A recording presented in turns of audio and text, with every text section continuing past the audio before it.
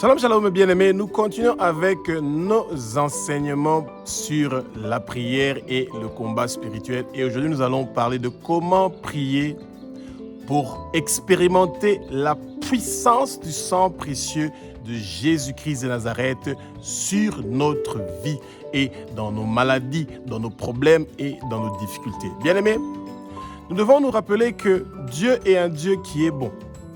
Et Dieu a permis que son Fils unique, son bien-aimé, Jésus-Christ de Nazareth, de quitter son trône et de venir sur terre et de mourir une mort horrible sur la croix de Golgotha pour que vous et moi, que nous soyons sauvés.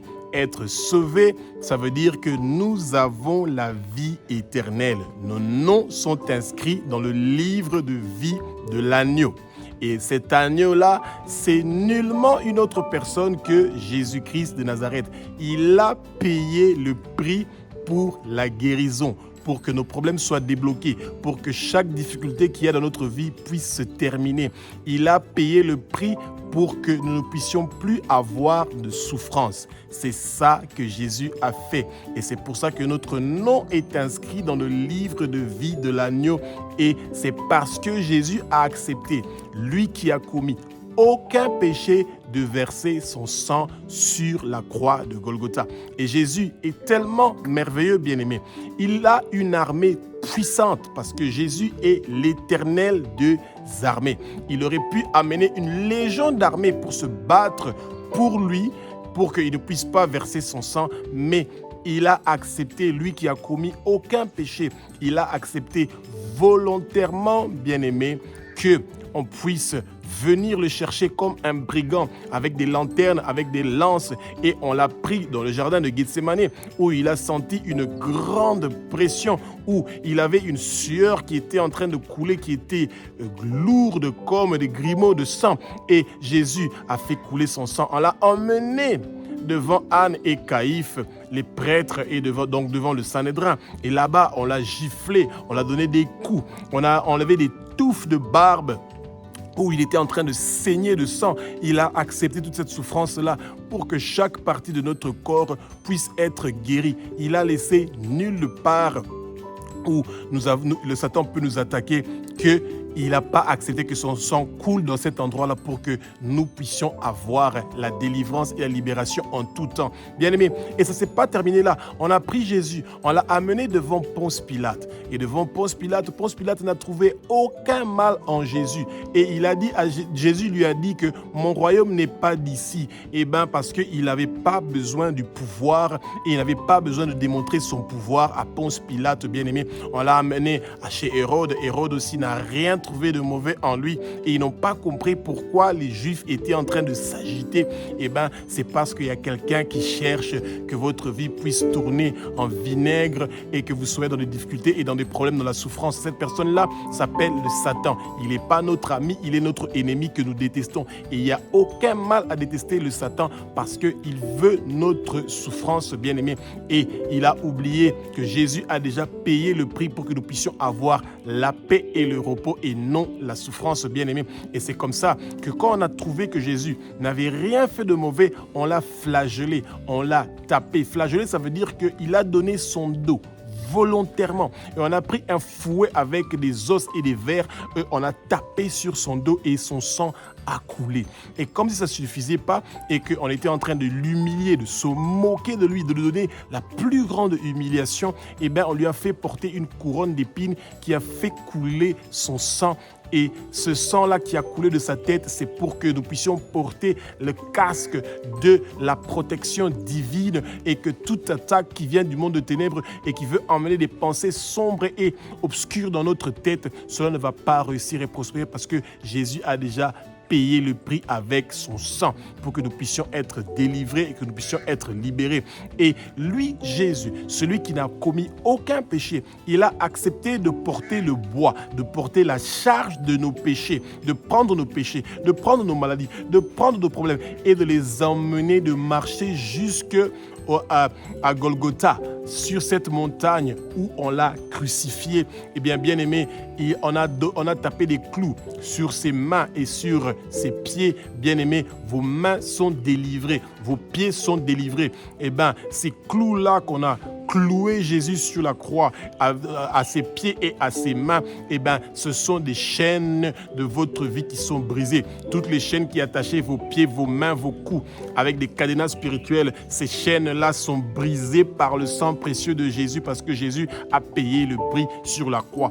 Et pour se rassurer que Jésus devait mourir et qu'il absolument était mort, ils ont mis une lance dans sa côte et le sang et l'eau a coulé. Bien aimé, que toute personne qui a préparé une lance spirituelle, des flèches spirituelles contre vous, cela ne va pas réussir et prospérer. Vous n'allez pas mourir, vous allez vivre et déclarer les œuvres de l'Éternel des armées, qui est le roi des rois, qui est le Saint des Seigneurs. Bien aimé, que le Saint-Esprit prenne le contrôle de ma bouche, que ce que je veux dire, ce sont des paroles qui sont inspirées par le Saint-Esprit et que les écailles tombent, que vos yeux s'ouvrent, vous allez connaître la vérité, bien-aimé, et la vérité va vous affranchir. Comme Actes nous dit de chapitre 2 du verset 1 au verset 4, et bien que le vent impétueux du Saint-Esprit commence à souffler dans le lieu où vous êtes et que vous soyez dans la plénitude du Saint-Esprit, bien-aimé, que la flamme, que le feu du Saint-Esprit vienne en vous maintenant, que toute maladie, que toute difficulté, que tout problème qui dérange votre vie et votre corps, recevez maintenant la délivrance et la libération au nom puissant de Jésus-Christ de Nazareth. Bien-aimé, nous sommes plus que vainqueurs, nous avons le triomphe et Jésus est venu pour nous libérer, pour nous délivrer. Il y a une puissance dans le sang précieux de Jésus. Il y a une puissance dans le sang précieux de Jésus. Il y a une puissance dans le sang précieux de Jésus. Jésus est celui qui a le dernier mot sur votre vie, sur votre maladie, sur vos problèmes. Ce n'est pas le Satan qui a le dernier mot sur votre vie parce que vous avez la victoire, vous avez la réussite, vous avez le triomphe, vous avez le trophée. Bien-aimé, le Seigneur vous aime. C'est pour ça qu'il vous donne son souffle de vie parce que votre mission n'est pas encore terminée. Vous allez partir partout dans le monde entier comme missionnaire et vous allez parler du nom de Jésus et vous allez délivrer des âmes et vous allez faire tourner les peuples qui ne connaissent pas le nom de Jésus. Vous allez les faire tourner vers Jésus-Christ de Nazareth. Bien-aimés, 1 Jean chapitre 1 au verset 7 nous dit que si nous marchons dans la lumière, parce que Dieu lui-même marche dans la lumière. Dieu n'est pas dans l'obscurité. Dieu est dans la lumière, bien-aimé. Eh bien, quand nous avons une relation avec Dieu, ça veut dire que Dieu est avec nous. Et quand Dieu est avec nous, eh bien, le sang précieux de Jésus-Christ de Nazareth est en train de purifier nos péchés. Et c'est ça que nous tous nous voulons. Bien-aimé, celui qui pardonne les péchés, son nom, c'est Jésus-Christ de Nazareth. Ce n'est pas votre pasteur, ce n'est pas vos amis, ce n'est pas votre groupe de prière. Celui qui pardonne les péchés, son nom, c'est Jésus. Parce qu'il a déjà payé le prix pour que nous puissions être délivrés des péchés et de toute condamnation. Bien-aimé, juste un petit rappel. Dans le Lévitique, vous pouvez le lire, que quand quelqu'un avait commis un péché, pour qu'il puisse recevoir le pardon de Dieu, dans l'Ancien Testament avant la grâce, eh bien, il devait prendre un agneau pur, sans tache et sans défaut. Et il l'emmenait vers le prêtre. Et là-bas, le prêtre faisait couler le sang de cet agneau-là. Et c'est comme ça qu'il intercédait pour vous, pour que vos péchés soient pardonnés. Et Jésus a accepté d'être cet agneau-là en tant qu'être humain, qu'il soit crucifié sur la croix et que son sang puisse couler pour que nous recevons le pardon de nos péchés. Et chaque fois que nous voulons commettre un péché, nous devons nous rappeler que Jésus a donné sa vie pour que nous puissions recevoir le pardon de nos péchés. C'est de la même façon que quand nous sommes en train de prier et que Dieu écoute nos prières, c'est parce qu'il se rappelle du sang précieux que son Fils Jésus-Christ de Nazareth a fait couler sur la croix. Et c'est pour ça que Jésus a fait un travail complètement complet, parfaitement parfait, dans tous les aspects et dans tout le respect sur la croix pour que rien ne soit oublié, pour que chaque problème, difficulté, maladie, situation dans notre vie puisse avoir une solution. Jésus a prévu une solution à quel que soit le problème que vous avez, que nous avons, qui a un nom. Jésus est la solution. Jésus a la solution parce qu'il est le guérisseur, il est le miracle, il est le délivreur, il est la délivrance, bien-aimé. Et vous avez nulle part ailleurs où partir. Et Jésus vous propose plus que la guérison, plus que la délivrance, il nous propose la vie éternelle. Quand nous croyons qu'il est le Fils de Dieu, qu'il est Dieu, qu'il a versé son sang sur la croix de Golgotha pour que nous puissions avoir la paix et la tranquillité, eh bien, Jésus se manifeste dans notre vie. Bien-aimés, nous devons retenir deux choses de ce que le sang de Jésus est en train de faire dans notre vie.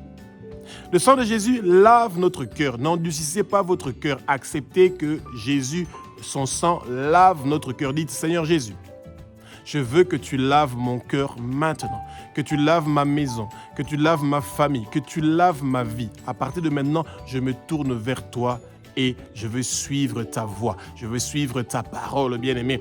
Et la deuxième chose que vous devez retenir, c'est quoi? Et que le sang précieux de Jésus vous marque, vous met une marque, vous êtes marqueté. Eh bien, le sang précieux de Jésus a fait un travail intérieur avec votre cœur et il fait un travail extérieur avec votre corps. Eh bien, le sang de Jésus est maintenant marqué sur votre oreille droite, sur votre pouce droite, sur votre orteil droit, et ça montre que vous appartenez à Jésus-Christ de Nazareth et que personne n'a le droit de vous toucher parce que vous appartenez à Jésus. Il y a une puissance dans le sang de Jésus. Il y a une puissance dans le sang de Jésus. Il y a une puissance dans le sang de Jésus qui fait que vous avez la victoire et la réussite en tout temps et en tout moment au nom puissant de Jésus-Christ de Nazareth. Bien-aimés, Amos chapitre 3 au verset 12 vous parle de la bonté de Dieu. Dieu est le bon berger. Jésus-Christ de Nazareth est le bon berger qui nous mène dans des bons pâturages. Quand un lion, bien-aimé, a pris une brebis et que les deux pieds de la brebis est dans la gueule du lion ou dans la bouche du lion, eh bien, le berger, même s'il sait que cette brebis-là va peut-être mourir ou il a déjà perdu ses deux pieds, eh bien, le berger va faire de son mieux pour arracher cette brebis-là de la bouche du lion. Et ça, c'est Jésus qui est le berger. Jésus ne veut pas que vous restez dans la gueule du lion, que vous restez sous l'emprise du Satan et du malin. Non, Jésus veut que vous soyez délivrés. Même sans les deux pieds, il veut que vous soyez vivants. Bien-aimés, c'est mieux d'entrer dans le royaume de Dieu en étant handicapés sans les deux pieds, mais que nous puissions être là-bas. Et si ce sont ces deux pieds-là qui étaient de nous empêcher de pouvoir partir vers le royaume du Seigneur, eh bien, nous laissons ces deux pieds-là dans la gueule du lion, mais nous sommes libérés. Bien-aimés, Dieu nous aime tellement qu'il a accepté que son Fils Jésus-Christ de Nazareth puisse venir sur terre et verser son sang. Et ce sang-là nous lave de tous nos péchés, nous purifie et nous sanctifie. Et ce que le peuple de Dieu doit comprendre est que le Seigneur a prévu que l'être humain doit toujours se laver. Essayez d'expérimenter de faire 7 jours sans se laver, 10 jours sans vous laver, 20 jours sans vous laver et vous allez voir qu'est-ce qu'il va se passer. Essayez même de faire une journée ou 2 jours sans vous laver et n'utilisez pas de savon. Et vous allez voir quelle odeur vous allez sentir, bien-aimé. C'est sûr que ça ne sera pas une odeur agréable. Malgré que vous êtes parti vous laver et vous n'avez pas utilisé de savon, eh bien, vous gardez quand même une certaine odeur qui n'est pas agréable pour ceux qui sont tout autour de vous. Quand vous partez laver un habit, vous lavez l'habit sans le savon, eh bien, vous allez voir que l'habit a été lavé, il est propre, il est blanc, mais l'habit sent quand même une odeur. Pourquoi? Parce que vous avez besoin de savon. Eh bien, bien aimé, le savon, il ne peut pas directement venir sur votre habit. Il ne peut pas directement venir sur votre corps. Non, c'est impossible. Même si vous travaillez dans une usine de savon, eh ben, ce savon-là ne peut pas vous nettoyer. Quand vous travaillez dans une usine de savon, ce n'est pas parce que vous travaillez là-bas que pendant 3 jours, 4 jours, vous n'allez pas vous laver et que vous serez propre parce que vous travaillez avec le savon. Non, ça ne fonctionne pas comme ça. Eh ben, pour être propre, pour être lavé, eh ben, peuple de Dieu, nous devons prendre notre main, tenir le sang de Jésus et l'appliquer appliquer sur notre corps, c'est ça. Jésus veut que nous prenions nous-mêmes l'initiative de lui demander, de lui dire que son sang précieux doit nous laver immédiatement, nous purifier et nous sanctifier. Il y a une puissance dans le sang précieux de Jésus. Il y a une puissance dans le sang précieux de Jésus qui est en train de nous libérer, qui est en train de nous détacher, qui est en train de nous libérer de la gueule du loup et de toute accusation et de toute chose que le Satan a prévue contre nous.